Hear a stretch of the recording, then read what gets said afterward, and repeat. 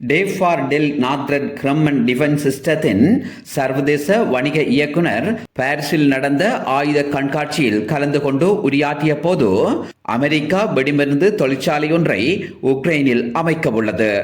அதனூடாக தற்போது ரஷ்யாவுக்கும் உக்ரைனுக்கும் இடையில் இடம்பெற்று வருகின்ற யுத்தத்தில் ஒரு மாற்றத்தை காண முடியும் என்றார். 25 மில்லிமீட்டர், 30 மில்லிமீட்டர், 40 மில்லிமீட்டர் மற்றும் 50 மில்லிமீட்டர் அளவிலான ஹனோன் பீரங்கிகளால் ஏவப்படும் செல்கள் மட்டுமே குறித்த நிறுவனத்தினரால் தயாரிக்கப்பட்டு வருகிறது. உக்ரைனில் இந்த ஆயுத உற்பத்தி தொழிற்சாலையை அமைப்பதனூடாக வெடிமருந்து தொட்டிகள் மற்றும் 155 மில்லிமீட்டர் ஆட்லர் ஷெல்களை தயாரிப்பதற்கு குறித்த அமெரிக்க நிறுவனம் திட்டமிட்டுள்ளதாக நம்பப்படுகிறது.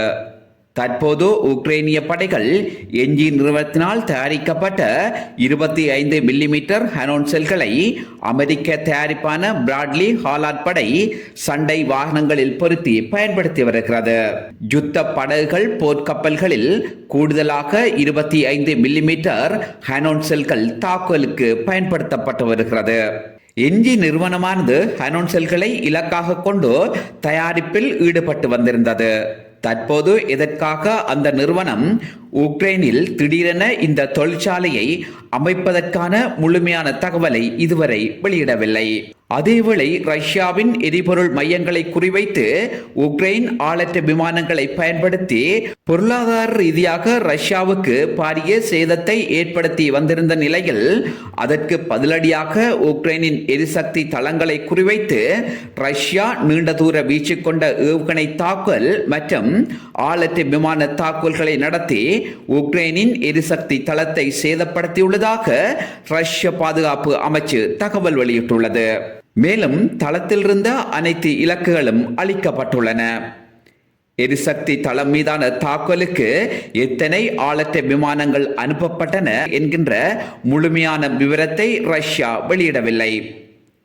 அண்மைய நாட்களில் உக்ரைனிய படைகள் மீது ரஷ்ய படைகள் மேற்கொண்ட தாக்குதலில் காகிப் பகுதியில் 290 உக்ரைனிய படைகள் கொல்லப்பட்டுள்ளதோடு அமெரிக்க தயாரிப்பான M142 ஹைமாஸ் ராக்கெட் லான்ச்சர் நீண்ட தூர வீச்சு கொண்ட ஏவுகணையை ரஷ்ய படைகள் மீட்டுள்ளதாக அறிவித்துள்ளனர்.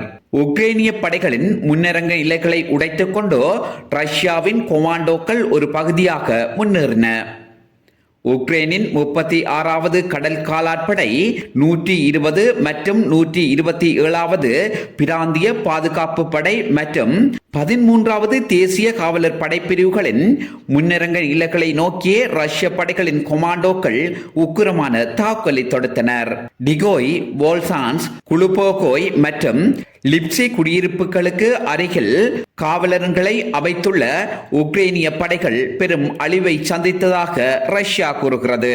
காகி பகுதியில் ரஷ்யா நடத்திய தாக்குதலில் M142 ஹைமாஸ் ராக்கெட் லான்ச்சர் உட்பட இன்னும் பல முக்கிய ராணுவ சாதனங்களை கைப்பற்றியுள்ளதாக ரஷ்யா அறிவித்துள்ளது. குறித்த தாக்குதல் தொடர்பிலும் M142 ஹைமாஸ் ராக்கெட் லான்ச்சர் இழக்கப்பட்டமை தொடர்பிலும் உக்ரைன் எவ்வித தகவலையும் இதுவரை வெளியிடவில்லை.